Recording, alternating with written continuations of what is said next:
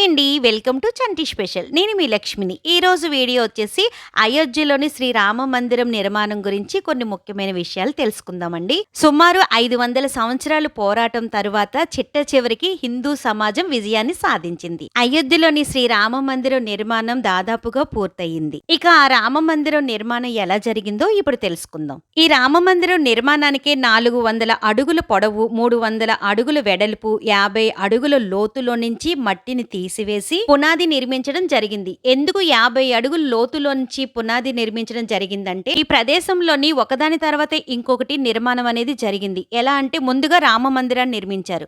అది పడగొట్టేసి మసీదు కట్టారు. మళ్ళీ ఆ మసీదుని పడగొట్టేసి రామ మందిరాన్ని నిర్మించారు. మళ్ళీ ఆ రామ మందిరాన్ని పడగొట్టేసి మసీదు కట్టారు.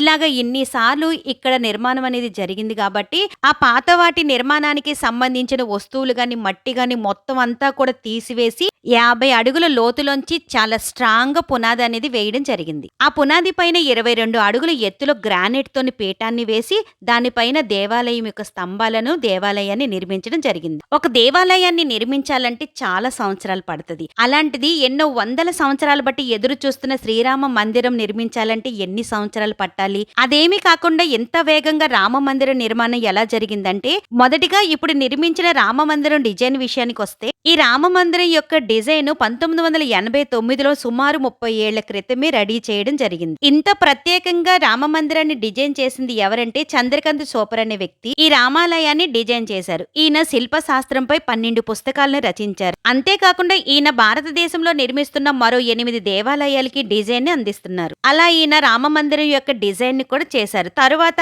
ఆ డిజైన్ ని సాధువులు, పండితులు, మఠాధిపతులు, సంఘం వాళ్ళు ఇలా ముఖ్యమైన వారందరూ కూడా రామ మందిరం యొక్క డిజైన్ ని పరిశీలించి ఆ డిజైన్ బాగుందని ఆమోదించారు. ఇక రామాలయం యొక్క నిర్మాణానికై వస్తే ఎప్పటికైనా రామ జన్మభూమిలో రామాలయం యొక్క నిర్మాణం జరుగుతుందనే దృఢ విశ్వాసంతో ఈ ఆలయానికి సంబంధించిన పనులు స్తంభాలపై డిజైన్లు అన్ని కూడా 1990 నుంచే జరుగుతున్నాయి. ఇక ఈ రామ మందిరం యొక్క నిర్మాణంలోని సిమెంటు, ఇనుము ఇలాంటివి ఏమీ వాడకుండా కేవలం రాతితోనే నిర్మించాలని దీనిని దృష్టిలో పెట్టుకొని గత 30 ఏళ్లుగా ఈ రామాలయం యొక్క నిర్మాణానికి రాతి చెక్కుడు పనులు చేస్తూనే ఉన్నారు. ఇలా ఈ రామ మందిరం యొక్క నిర్మాణానికి పనులు ముందు నుంచి జరగడం వల్ల ఈ ఆలయ నిర్మాణం అనేది తొందరగా పూర్తయింది. అంతేకాకుండా ఈ ఆలయం ఎన్నో వందల ఏళ్ల పాటు నిలిచేలా, భూకంపాలయ్యి వచ్చినా సరే చెక్కు చెదరకుండా నిలిచేలా చాలా దృఢంగా ఉండేలా చాలా జాగ్రత్తగా భక్తితో శ్రద్ధతో ఈ ఆలయాన్ని నిర్మించారు. ఈ రామ మందిరం గురించి ఇంకొక ముఖ్యమైన విషయం ఏమిటంటే ఈ అయోధ్య వివాదాల యొక్క చరిత్ర నిజ నిర్ధారణలకు 500 ఏళ్ల పాటు పట్టింది కదా.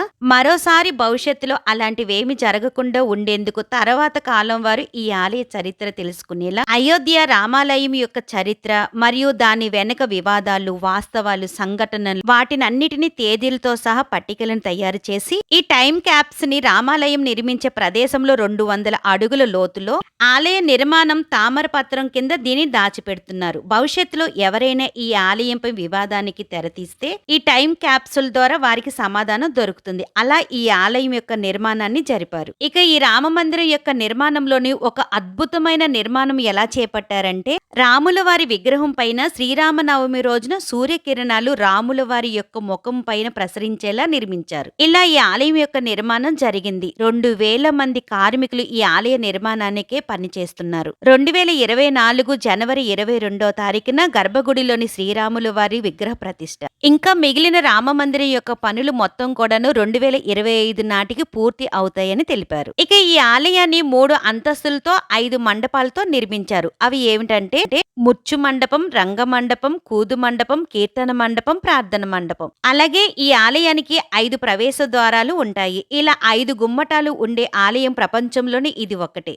ఈ ఆలయంలోని ఒకేసారి 10,000 మంది దర్శించుకునేలా నిర్మించారు. ఇక మందిరం యొక్క ఆవరణలో దాదాపు 1,00,000 మంది భక్తులు ప్రార్థన చేసుకోవచ్చు. ఇక అష్టకుజ ఆకృతిలో ఉండే రామయ్య గర్భగుడికి గ్రౌండ్ ఫ్లోర్ నుండి 161 అడుగుల ఎత్తైన శిఖరం ఉంటుంది. ఈ శిఖరం కోసం రాజస్థాన్కి చెందిన 4 లక్షల క్యూబిక్ అడుగుల పాలరాయిని ఉపయోగించారు. ఇక ఈ ఆలయం యొక్క నిర్మాణం ఒక ఎత్తు అయితే సీతారాముల మూర్తుల విగ్రహాలు ఒక ఎత్తు.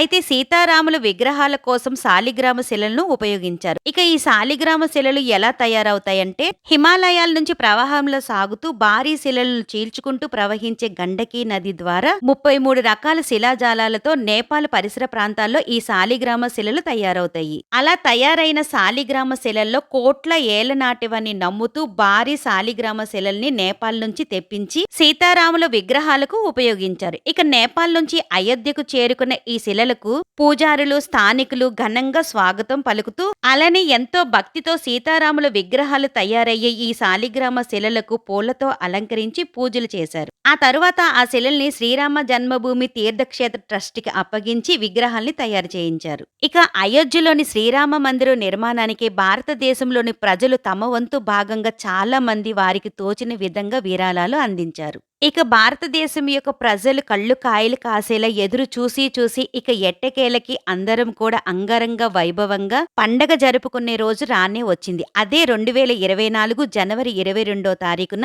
అయోధ్యలో రామమందిరం యొక్క గర్భగుడిలో శ్రీరాముల వారి విగ్రహ ప్రాణ ప్రతిష్ఠ జరుగుతుంది. ఎన్నో వందల సంవత్సరాల తరువాత మనం ఉన్నప్పుడు శ్రీరామ మందిర నిర్మాణం జరిగినందుకు మనం అందరం కూడా చాలా అదృష్టవంతులమండి. ఎందుకంటే ఇంతటి అదృష్టం మనకి దక్కినందుకు. ఎందుకంటే ఈ రామ మందిరం నిర్మాణానికి పోరాడి ఎంతో మంది ప్రాణాలు పోగొట్టుకునే వాళ్ళు ఉన్నారు. ఒక పక్క సంతోషంగా ఉన్న, మరో పక్కన చాలా బాధగా ఉంది. ఎందుకంటే ఎన్నో వందల సంవత్సరాలు బట్టి రామ మందిరం గురించి పోరాడి ప్రాణాలు విడిచిన వాళ్ళు చాలా మంది ఉన్నారు. వాళ్ళందరూ కూడా అలా పోరాడబట్టి ఈ రోజున మనం ఇలా రామ మందిరాన్ని చూడగలుగుతున్నాము. ఇదండి ఈ రోజు వీడియో. ఈ వీడియో కనుక మీకు నచ్చినట్టయితే ప్లీజ్ సబ్స్క్రైబ్ చేసుకోండి. అలాగే పక్కనున్న బెల్ ఐకాన్ని క్లిక్ చేయండి. నా నోటిఫికేషన్స్ మీకు వచ్చేస్తాయి. లైక్ చేయడం అస్సలు మర్చిపోద్దండి.